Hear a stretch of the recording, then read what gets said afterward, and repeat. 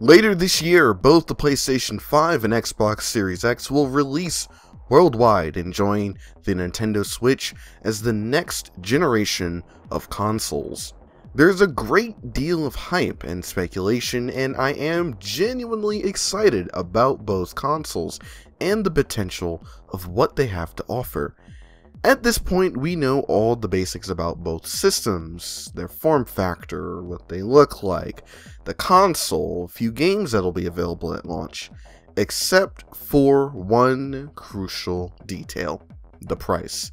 As of the time this video is being recorded and edited, there has not been any official word from either Sony or Microsoft about how much their respective consoles will cost. But there have been plenty of rumors and murmurings that they may be pricier than usual, which has understandably put some people on edge, especially with the global pandemic affecting a lot of our financial situations.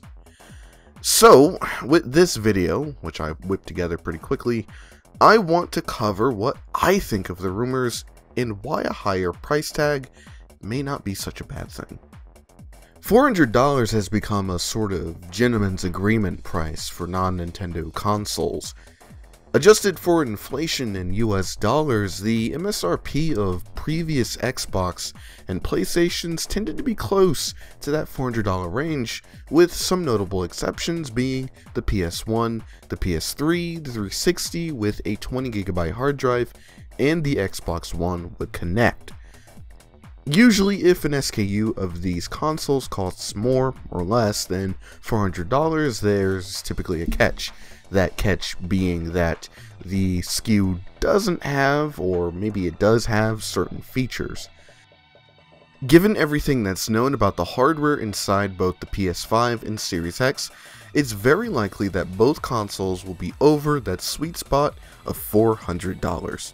Both consoles employ very innovative storage solutions and customized versions of GPU and CPU components on par with the Ryzen 7 3700 and the RX 5700. While it's worth mentioning that there are newer generations of AMD offerings on the way that will most likely outperform the PS5 and Series X and drive down the costs of current high-end AMD hardware, I highly doubt it'll drop to such a degree that it'll be competitive with consoles, because, you know, there's a lot more to building a PC than just its CPU and GPU. You still have to factor in costs for a good stick of RAM, or sticks of RAM, a motherboard that'll last you for several years, and of course a pretty good case for it to all fit in. And remember, these machines stay in the market for a very long time. The PS4 and Xbox One are approaching 7 years old, and PlayStation systems have traditionally had longer lifespans than their competition. Even if the PS5 or Series X costs, say, $500 or $600, that's an investment for a multimedia system that will likely last you for years to come. But surely Microsoft and Sony are aware that people are apprehensive over a high price tag. Are people even willing to buy it? Are we gonna get another $599 US situation that'll cripple the systems? No, I don't believe so, and for one reason, or maybe two: the PS4 Pro and the Xbox One X. The PS4 Pro and One X came out in the middle of this generation to address the issue of their base counterparts not being up to the task for the rising adoption of 4K displays in the living room and the demands of gaming companies. There was a lot of skepticism about whether there was value in spending more for what is still a PS4 and Xbox One, and I was definitely one of those skeptics, but as time passed, more and more games released that looked and performed better on the Pro and Bone X than their based counterparts. And while I don't have any concrete sales numbers, there isn't any evidence to suggest that they were disappointments either for consumers or for their makers. As someone who currently owns a One X and a 4K display, playing Control has been a night and day experience from when I first played it on a PS4 Slim, which had notorious performance issues at launch. Both upgraded models have shown that people are willing to pay a premium if it means that they are getting an objectively superior experience. The PS3 has been frequently cited as a cautionary tale against overpricing your console, but looking at it retrospectively, I think what hurt the PS3 more, especially in the beginning, was not its price, but rather that multi-platform games looked and ran better on the 360, which was a cheaper console with similar features. If anything, when you think about it, the $500 to $600 for a PS3 was actually a bargain for 2006, when you remember that most standalone Blu-ray players could cost you a fat $1,000. So where do the Pro and One X stand today with newer consoles on the horizon? Both systems, I feel, have a lot of mileage in them, and will continue to see some support by developers until maybe 2022. Microsoft has already confirmed months ago that many of their first-party titles will be compatible across the Series X, PC, and Xbox One for the first year. And while the PS5 has more confirmed titles that will be next-gen only, such as Deathloop and Ghostwire Tokyo, there are many more major games that aren't, like Hitman 3 and Assassin's Creed Valhalla, which will be on the PS4. So if you already own a Pro or One X, I don't think it is as imperative for you to jump over so soon. Just wait a little bit. Lastly, the final point I'd like to discuss is how both Sony and Microsoft may soften the blow on wallets by offering different SKUs at launch with different price points. Now, this is not a new technique, as we have seen it done before years ago with the PS3 and Xbox 360, but both seem to be approaching it differently this time around, and also differently from each other. On Sony's end, they will be offering the PS5 in two variants, one with the 4K Blu-ray disc drive, and one without. It's a strange play, and very similar to the Xbox One S All Digital, or the Xbone SAD, which was introduced Black Friday last year, and costs $50 less than the standard One S. Again, I have no idea how much the PS5 MSRP could be, and I am just speculating, but a $50 difference between the standard and discless units doesn't sound all that impossible.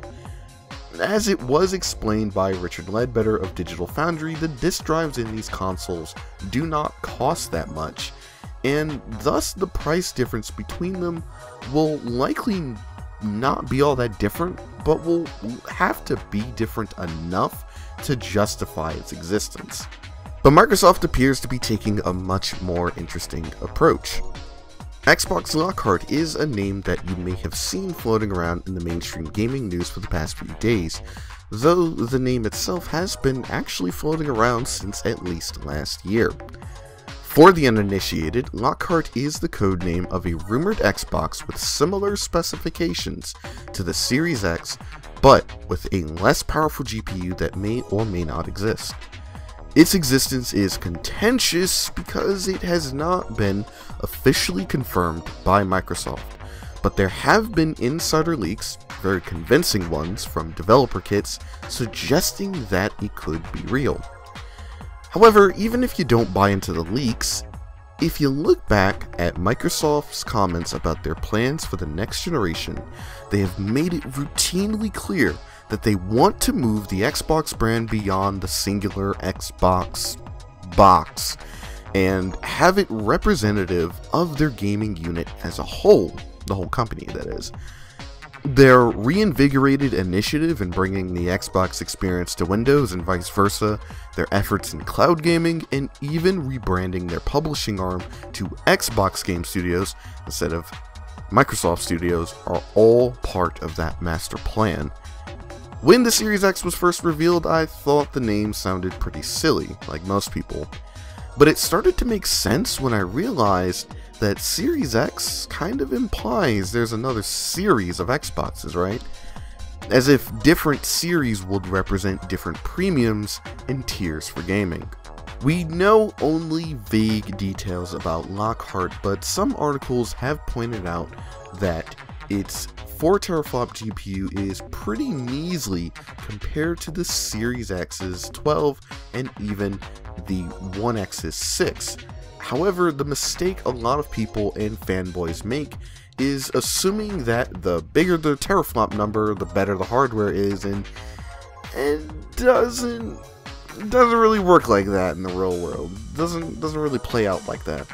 As evidence in tests run by Digital Foundry just a few months ago, a 4 teraflop graphics card is more than capable of running games at its highest settings across 1080p, 1440p, and 4K resolutions at very acceptable frame rates. And with upscaling technology improving year on year, it is not impossible for developers to target lower resolutions with Lockhart and then upscale it to 4K with some really impressive results. 4K TVs have become more commonplace in homes, but there's still many out there who are just fine with a 1080p TV, and Lockhart, assuming that it's real, could be targeting that market by offering a comparable next-gen experience, but at a smaller scale and for a lower price.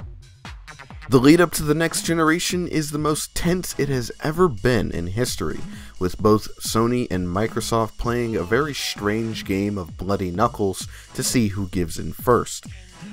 Price is something that is on everyone's minds, but I'm not entirely convinced it'll be as make or break as it might have seemed in prior generations. The Sega Saturn, PS3, and Xbox One, 3 consoles that launched with infamously high price tags, did not stumble out the gate because of their price, but because of their software. Games being better on the cheaper competition, baffling marketing decisions, or developers not being able to take advantage of the system's strengths. The PS5 and Series X so far don't seem to have that problem. In fact, the gap between the two in terms of capability is incredibly narrow, with the two eking out only slight advantages in some areas, like the PS5 having faster storage processing and the Series X being an all-around graphics powerhouse.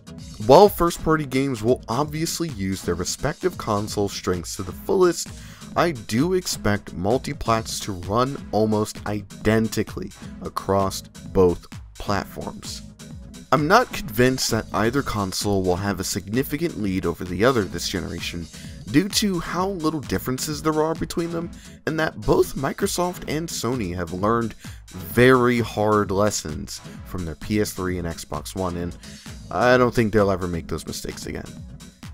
We live in some really interesting times, both in the real world and in the gaming industry, and the industry itself definitely feels like it's putting in a lot more effort in trying to shake things up than what it felt like back in 2013, where going into this generation just kind of felt really uninspired and full of gimmicks that just didn't go anywhere.